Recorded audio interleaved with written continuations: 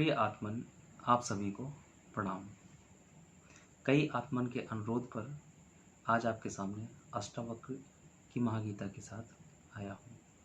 उम्मीद करता हूँ कि आप सभी को अष्टावक्र की महागीता पसंद आएगी और उसमें आपके जीवन से जुड़े हुए जो भी समस्याएं हैं उन समस्याओं का निराकरण भी छुपा हुआ है और मैं कोशिश करूँगा कि आपकी उन समस्याओं को सामने लाकर अष्टावक्र की महागीता के साथ उनका समाधान कर सकूं।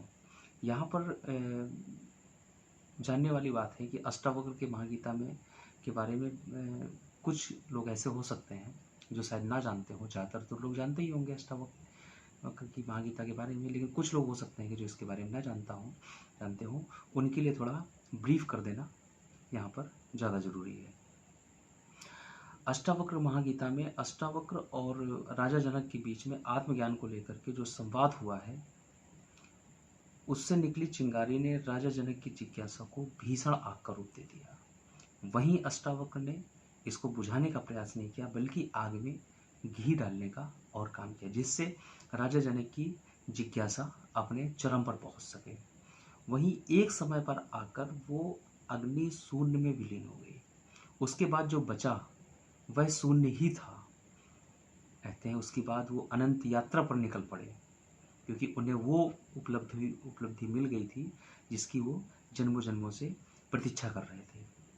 उपनिषदों का और वेदों के मंत्र और श्लोकों के बीच में जो खाली स्थान होता है वो ही अष्टावक्र उवाच है। अष्टावक्र के बारे में ज़्यादातर कथाएं तो प्रचलित नहीं हैं, कुछ कथाएं हैं जो ज्ञात है।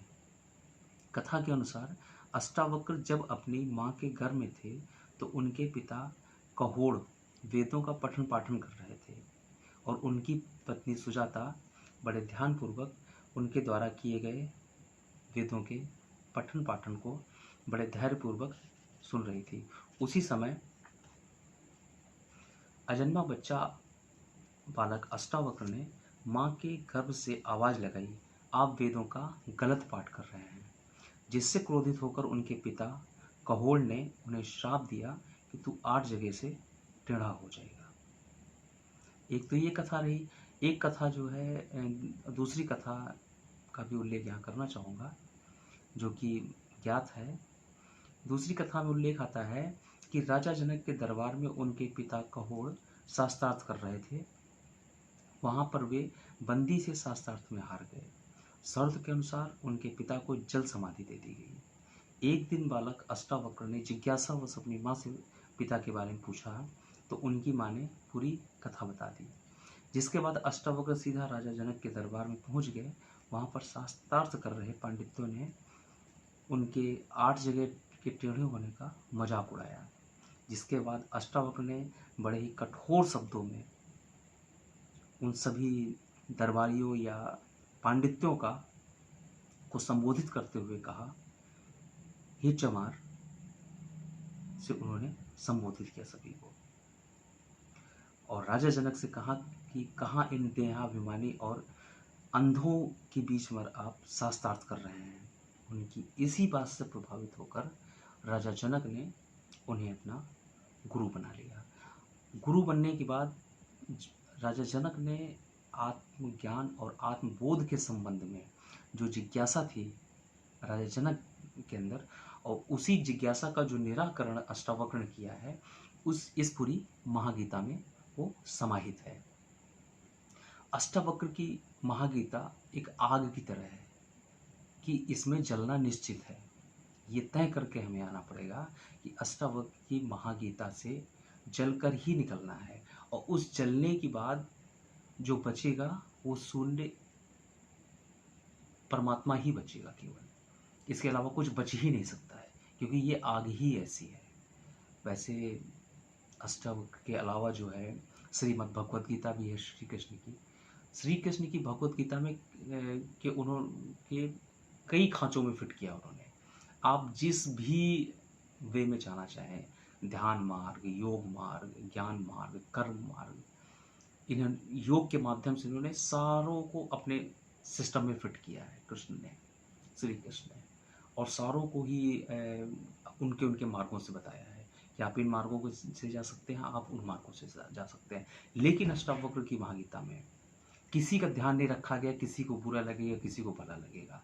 ये वो ज्वलंत गुरु है जो कि आपके देहाभिमान को, आपके अभिमान को और आपके मोह को, आपके लोभ को जला करके निस्तोरित कर देती है।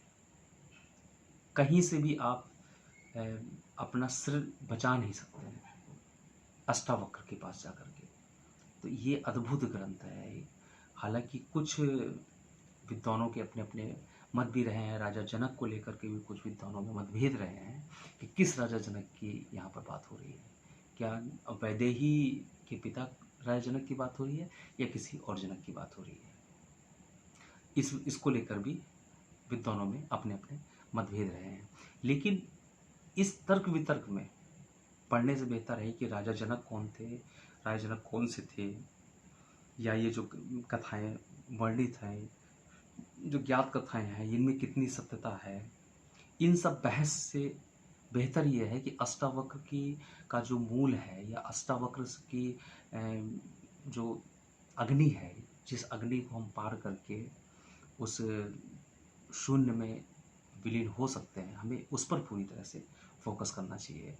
हमारा ध्यान हमेशा ये रहा है कि हम जिज्ञासुओं का एक ग्रुप बना करके, या जिज्ञासु जो भी हमसे जुड़ना चाहते हैं, या जो भी जिज्ञासु हमसे सवाल पूछना चाहते हैं, या जीवन से जुड़े हुए जो भी प्रश्न हैं, कठिनाइयाँ हैं, कहीं उनको समस्या आ रही, परेशानी आ रही है, उस संबंध में आप कमेंट लिख करके नीचे हमें आप बता सकते हैं।